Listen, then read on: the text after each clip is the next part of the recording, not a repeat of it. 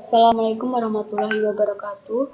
Saya Lutfia Renianti Kusuma dari kelompok 8 akan mempresentasikan tentang teknik penelitian kualitatif populasi, sampel, dan sampling. Pertama, pengertian populasi. Sugiono memberikan pengertian bahwa populasi adalah wilayah generalisasi yang terdiri dari objek atau subjek yang menjadi kuantitas dan karakteristik tertentu yang ditetapkan oleh penelitian untuk dipelajari dan kemudian ditarik kesimpulannya. Yang kedua, teknik pemilihan sampel. Sampel adalah sebagian anggota populasi yang diambil dengan menggunakan teknik pengambilan sampling. Menurut Hussain dan Purnomo. Di sini, sampel harus benar-benar bisa mencerminkan keadaan populasi. Artinya, kesimpulan hasil penelitian yang diangkat harus merupakan kesimpulan dari populasi. Berikut beberapa kriteria yang perlu diperhatikan dalam pengambilan sampel.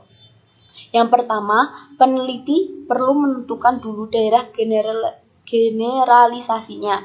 Yang kedua, peneliti memberi batas-batas yang tegas tentang sifat-sifat populasi. Yang ketiga, peneliti menentukan sumber-sumber informasi tentang populasi. Yang keempat, peneliti memilih teknik sampling dan menghitung besar anggota sampel yang sesuai dengan tujuan peneliti. Berikutnya, ukuran sampel. Dalam menentukan jumlah sampel, seorang peneliti harus memperhatikan beberapa hal. Yang pertama, jenis penelitian. Yang kedua, hipotesis. Yang ketiga, keterbatasan dana. Yang keempat, pentingnya hasil. Yang kelima, jumlah variabel dalam penelitian. Yang keenam, metode pengumpulan data. Yang ketujuh, akurasi yang dibutuhkan. Dan yang terakhir, ukuran populasi. Yang ketiga, sampling. Metode sampling adalah suatu cara penentuan subjek penelitian terdiri dari sebagian individu yang mewakili jumlah individu yang lebih besar atau sering disebut populasi. Maka individu yang terpilih harus bersifat representatif, artinya benar-benar mencerminkan kondisi dalam karakteristik populasi. Fungsi sampling, ada dua jenis fungsi teknik sampling. Pertama, mereduksi subjek penelitian, yaitu memperkecil jumlah individu yang dijadikan sumber informasi. Kedua, untuk kepentingan generalisasi, yaitu pemindahan hasil penelitian terhadap sampel kepada populasi dari mana sampel tersebut diambil.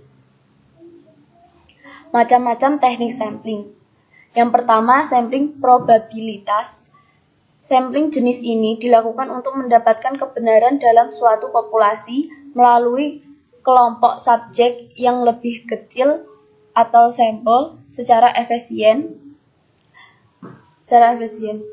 Di bawah ini disajikan macam-macam sampling probabilitas, yaitu yang pertama sampling acak sederhana, yang kedua sampling sistematis, yang ketiga sampling bertingkat, dan keempat sampling cluster. Berikutnya, sampling non-probabilitas.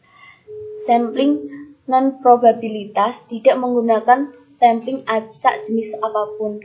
Peneliti biasanya menggunakan subjek yang mudah didatangi atau yang mewakili sejumlah karakteristik tertentu.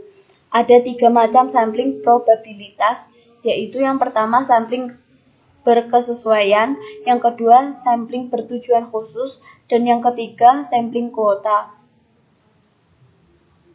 Sekian presentasi dari saya. Terima kasih atas perhatian kalian semua. Wassalamualaikum warahmatullahi wabarakatuh.